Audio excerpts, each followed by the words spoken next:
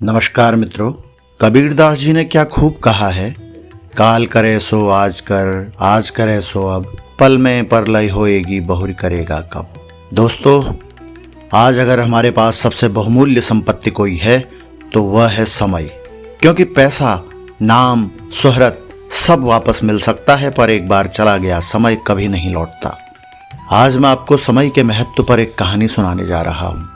बस कुछ मिनट लगाकर यह कहानी जरूर सुनिए, क्योंकि हो सकता है यह कहानी आपकी सोच को हमेशा के लिए बदल दे। बहुत समय पहले एक नगर में धनपत नाम का एक युवक रहता था। धनपत के पिता ने पूरी जिंदगी मेहनत की थी, दिन रात ईमानदारी से व्यापार किया और जब वृद्ध हुए तो अपने बेटे को खूब सारा कारोबार और संपत्ति सौंप दी। लेकिन धनपत के साथ एक बड़ी समस्या थी। वह समय का महत्व नहीं समझता था। हर काम में टाल मटोल। उसका एक ही जवाब होता, अभी बहुत समय है, कल कर लेंगे। एक दिन दूर देश से एक व्यापारी नगर में आया। वह मसालों का व्यापारी था। वह धनपत के पास आया और बोला, धनपत जी, अगर आप आज यह सौदा कर लेते हैं तो मैं आपको यह माल आधे दाम पर दूंगा। कल यह कहीं और बिक जाएगा। धनपत ने सोचा, अरे ये कहाँ भागा जा रहा है, कल सोच लेंगे, और उसने सौदा टाल दिया। अगले दिन जब धनपत व्यापारी के पास पहुंचा, सारा माल बिक चुका था और वही मसाले बाद में धनपत को दोगुने दाम में खरीदने पड़े। धनपत ने तब भी हंसते हुए कहा, कोई बात नहीं, ये तो छोटी सी गलती थी, पर असल में यह समय की पहली मार थी। कुछ समय बाद नगर में सूखा पड़ा। धनपत की पत्नी ने कई बार समझाया, सुनो जी, समय रहते अनाज खरीद लो ना, नहीं तो बाद में भारी दिक्कत होगी। पर धनपत ने कहा, अभी तो घर में बहुत सारा अनाज है, कल देख लेंगे। लेकिन कल तक अनाज इतना महंगा हो गया था कि उसे 3 गुना दाम चुकाना पड़ा। लोगों ने अपने परिवारों को सुरक्षित रखा, पर धनपत दिन रात चिंता में डूबा रहा। फिर भी उसने सबक नहीं लिया। इसके कुछ समय बाद ही नगर में एक महामारी फैली। वैद्य जी ने सबको चेताया, समय पर दवा लीजिए, नहीं तो देर हो जाएगी। धनपत को भी हल्की सी खांसी हुई।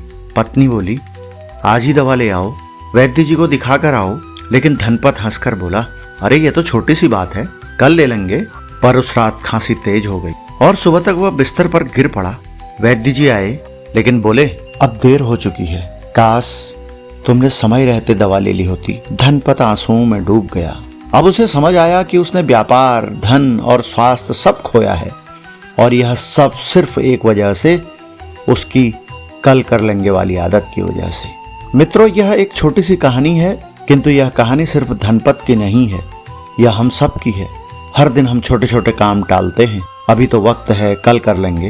लेकिन याद रखिए, सौदे की तरह अवसर चला जाता है, अकाल की तरह संकट अचानक आ जाता है, और बीमारी की तरह जीवन का समय भी चुपचाप निकल जाता है। समय न तो किसी का इंतजार करता है, न ही लौट कर आता है।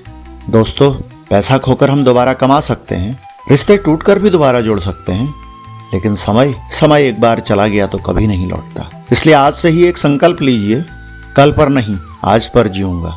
काम टालूंगा नहीं, तुरंत करूंगा, क्योंकि जो समय को टालता है वह असल में अपनी किस्मत को टाल देता है। समय सबसे बड़ा शिक्षक है। अगर तुमने उसे नहीं सीखा तो वह तुम्हें पछतावा सिखा देगा। दोस्तों, अगर यह छोटी सी कहानी पसंद आई हो तो हमारे चैनल अल्फाज जंक्शन को लाइक, शेयर, सब्सक्राइब कीजिए और हमसे जुड़े रहिए।